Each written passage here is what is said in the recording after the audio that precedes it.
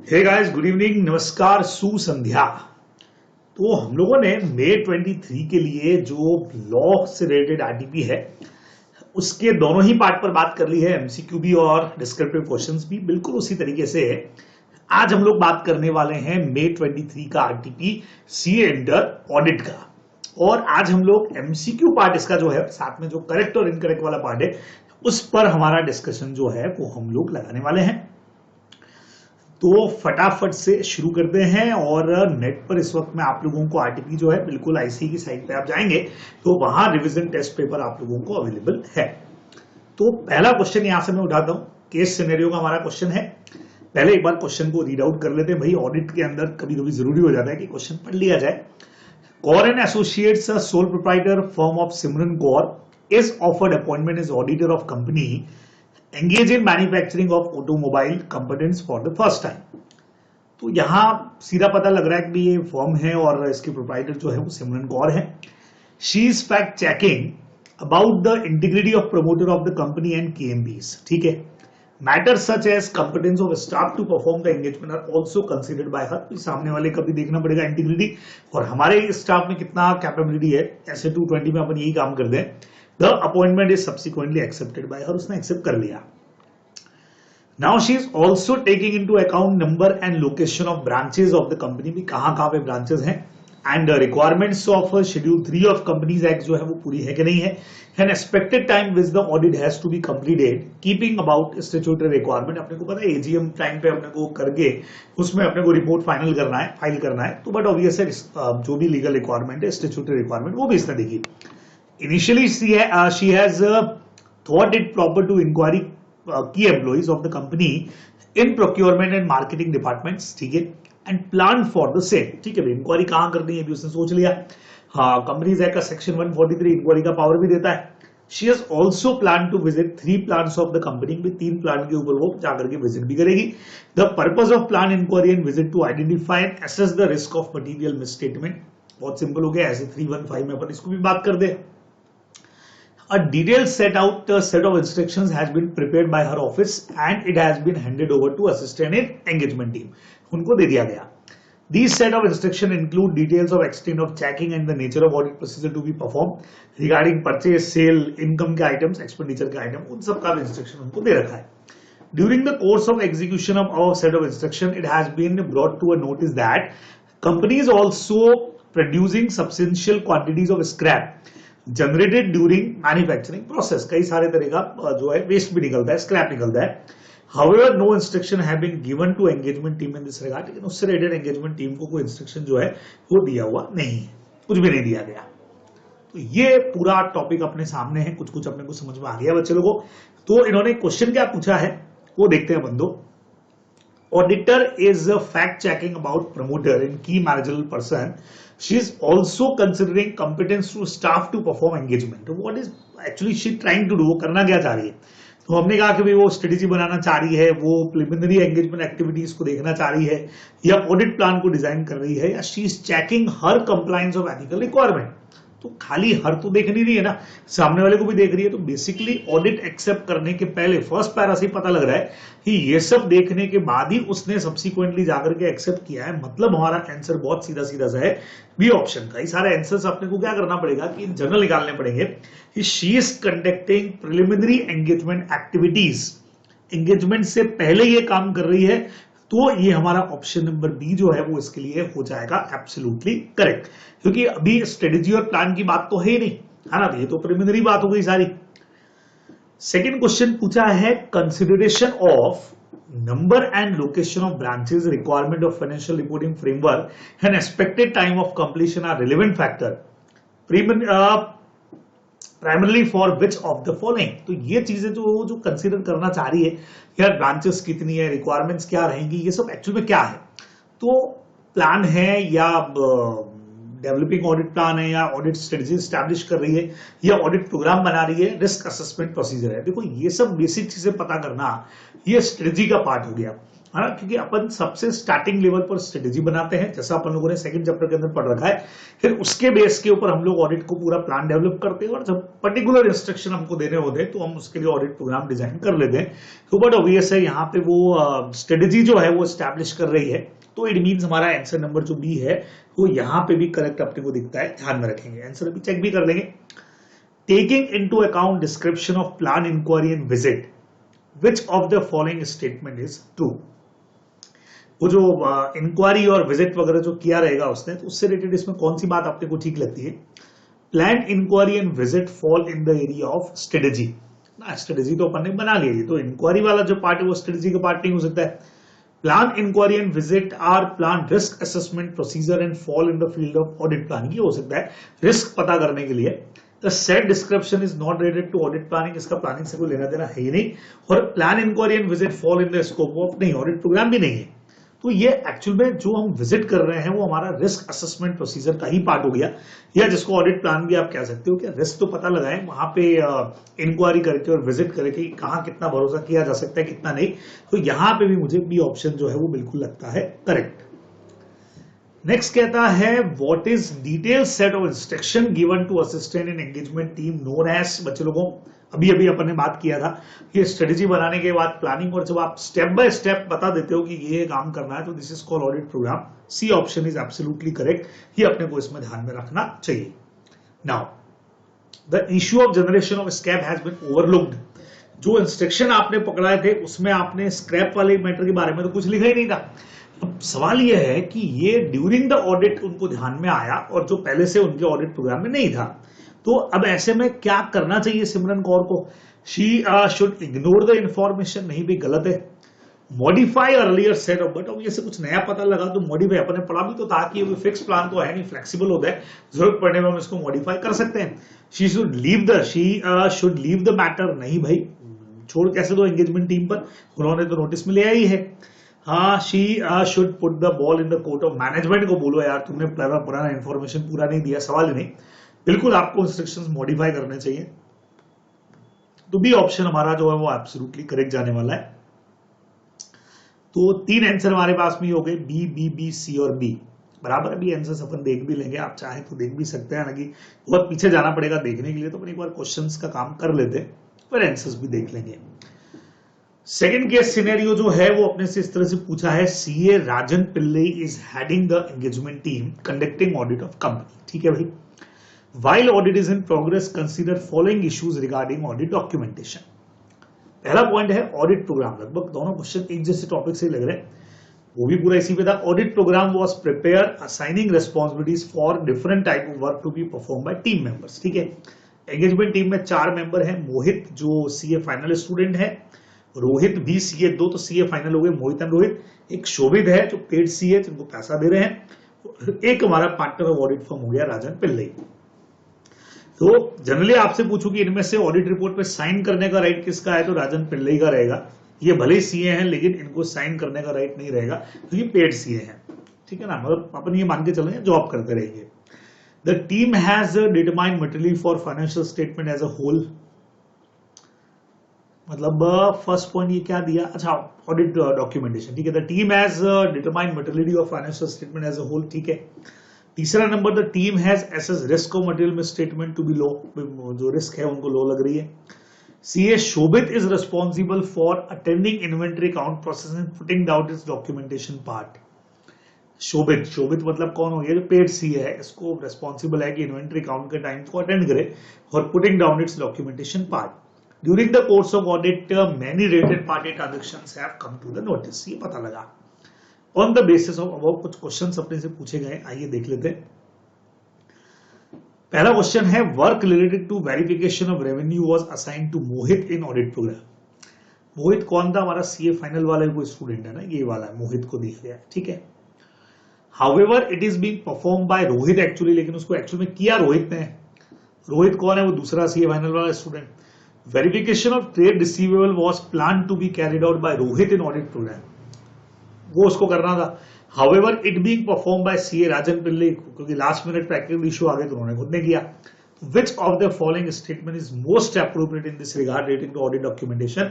तो जब ऑडिट का डॉक्यूमेंटेशन अपन करेंगे ना, तो उसमें क्या अप्रोप्रिएट अपने को इसके अंदर लगता है, क्या चीज ज्यादा बेटर है, वो इन्होंने यहाँ पे पूछा है। तो ऑडिट डॉक्यूमेंटेशन वाला थर्ड चैप्टर का हमारा पार्ट हो गया।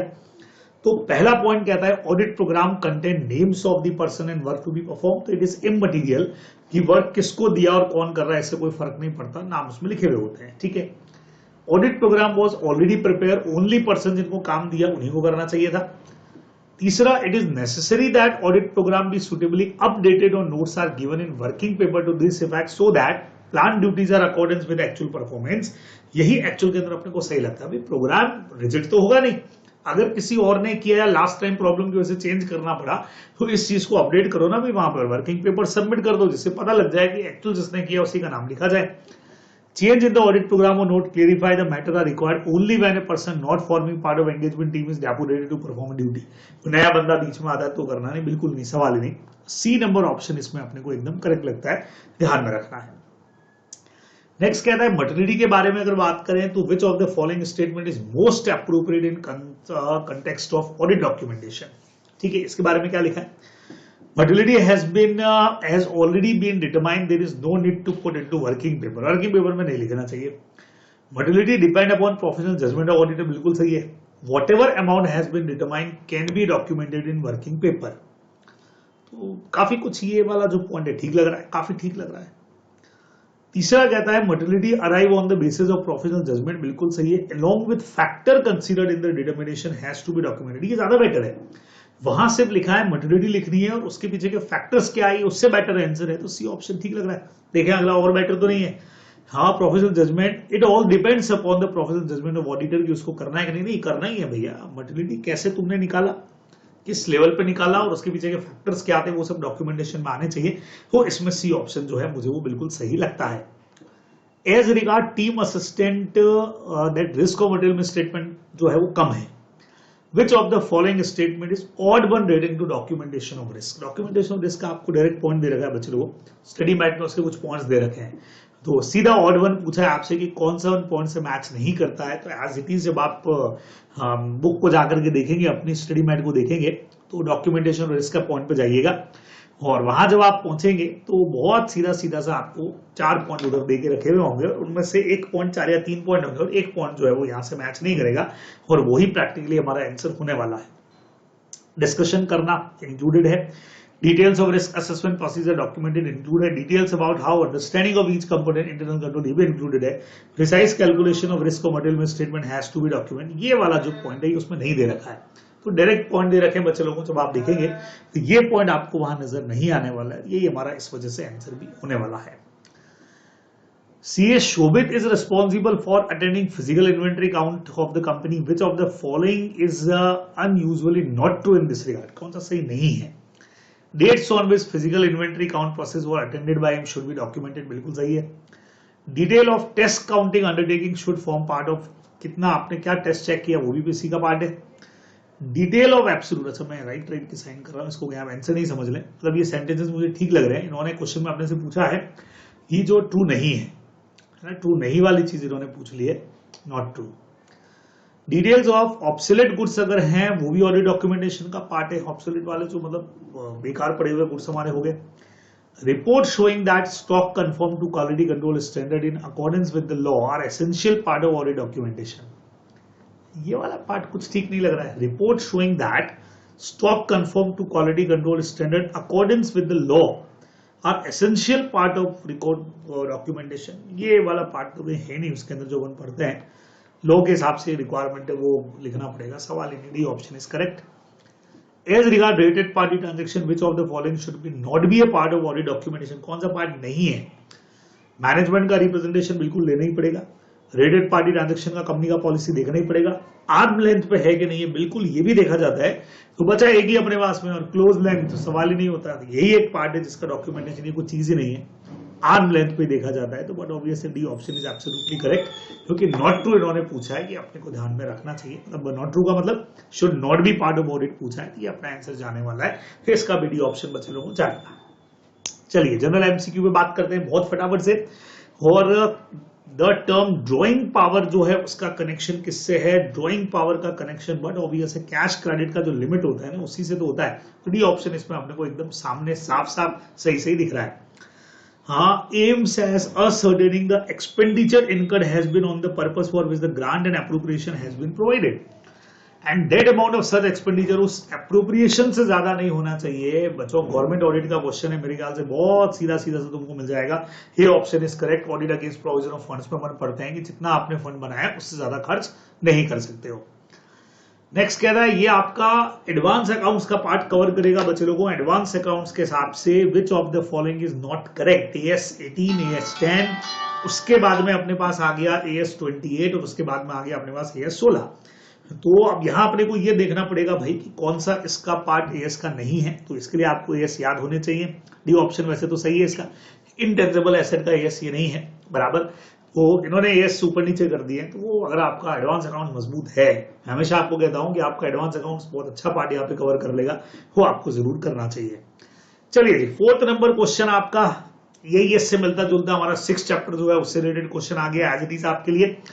और वो कहता है tools and techniques that auditor use in applying the principle of data analytics are known as tools and techniques.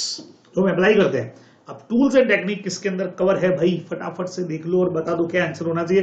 Computer aided, computer accounting and audit technique, computer assisted audit technique जो है ये काम आएगा। यहाँ पे टूल्स इधर use होते हैं असिस्टेंट की तरह से। तो हमारा डी ऑप्शन जो है आप चेक कर सकते हैं, दे रखा है आपको बुक के अंदर। ये हमारा डी ऑप्शन जो है वो एब्सोल्युटली होने वाला है करेक्ट। चलिए जी, D option is absolutely correct.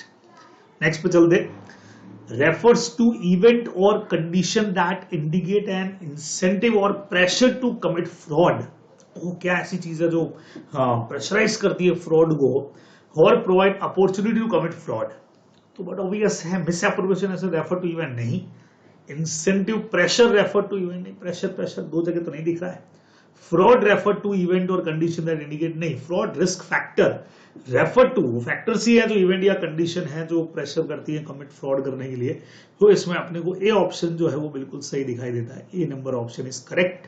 5th का ये अपने को ध्यान में रखना है। तो ये आंसर्स यहाँ पे होने चाहिए भाई। तो यहाँ आकर के हमारा MCQ वाला पार्ट खत्म हो जाएगा। करेक्ट इनकरेक्ट कभी अपन करने वाले हैं। तो बच्चों को यहाँ से आंसर आप लोग देख लीजिएगा एक बार। ये देखो सारे आंसर दे रखे, ये सारे आंसर्स यहाँ पे आप लोगों को दे रखे हैं। तो एक बार चेक भी कर लेना आप लोग। देखो फ्रॉड रिस्क फैक्टर था, असिस्टेड वाला था, AS 16 भी सही है, provision of fund, crash credit limit, ये सब आप लोग एक बार देख सकते हैं। चलिए जी, हाँ फिर हम लोग जैसे मैंने कहा था कि ऐसे तो MCQ पार्ट ही, लेकिन हम करेक्ट इनकरेक्ट भी इसी के अंदर कवर कर लेते हैं बच्चे लोगों। बढ़िया क्वेश्चन होता है, आप लोग जानते हैं। चलिए फटाफट से कवर कर दे। पहला क्वेश्चन पूछा है according essay 315 the objective of auditor is to identify and assess the risk of material misstatement whether due to fraud or error only at assertion level. साफ पता लग रहा है इनकरेक्ट है। सिर्फ असर्शन लेवल नहीं है, पढ़ के देखिएगा। Assertion and financial statement level दोनों जगह पे होता है, यही आंसर के अंदर दिखेगा। अभी तो इनकरेक्ट है।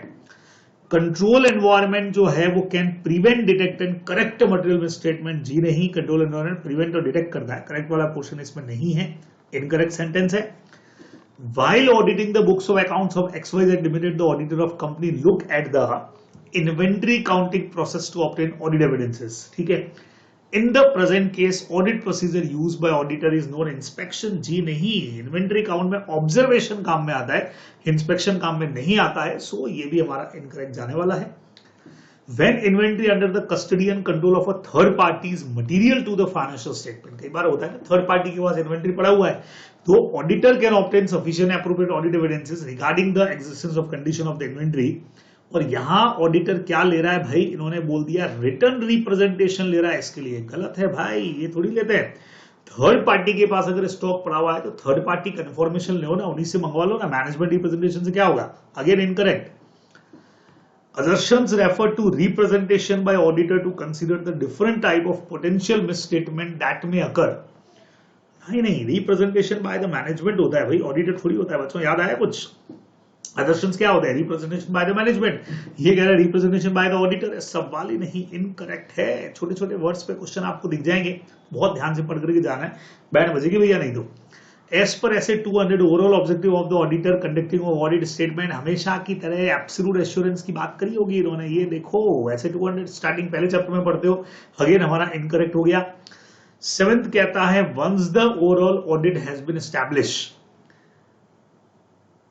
an audit plan can be developed to address the various matter identified in the overall audit strategy।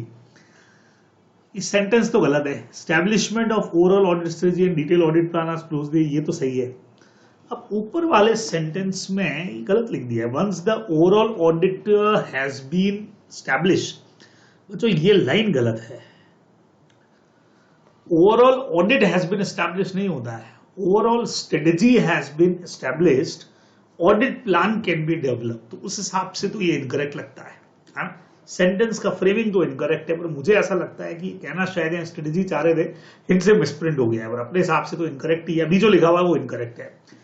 Teeming and leading is one of the technique of inflating cash नहीं है भैया, सप्रेसिंग कैश रिसिप्ट्स के ऊपर बात कर रहा है। Cash receipt को छुपा देते हो, ये भी इनकरेक्ट जाएगा। तो इसके हिसाब से तो सारे इनकरेक्ट हो गए, है ना। देख लें एक बार, अपने हिसाब से तो सारे इनकरेक्ट है भाई, सारे इनकरेक्ट है। एक बार यहां से आप लोग आंसर जरूर देखना। ये देखिए, ये देखिए, ये देखिए।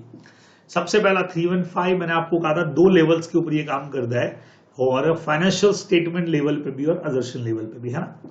Second number, control environment does not prevent और डिटेक्ट और करेक्ट मटेरियल मिसस्टेटमेंट, है ना। वो ये सब नहीं करता है, वो सिर्फ क्या करता है, चीजों को आपको बता देगा। लेकिन अपन सोचे प्रिवेंट कर लेगा या डिटेक्ट कर लेगा, करेक्ट कर लेगा कंट्रोल एनवायरमेंट, वो नहीं करेगा।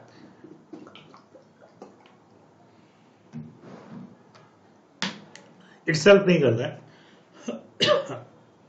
अगला क्वेश्चन देखें, तीसरा वाला, जैसा आपको मैंने कहा था, it is a matter of observation. देखिए वहां इंस्पेक्शन था शायद या जो भी था, लेकिन इंस्पेक्शन नहीं ऑब्जर्वेशन होता है।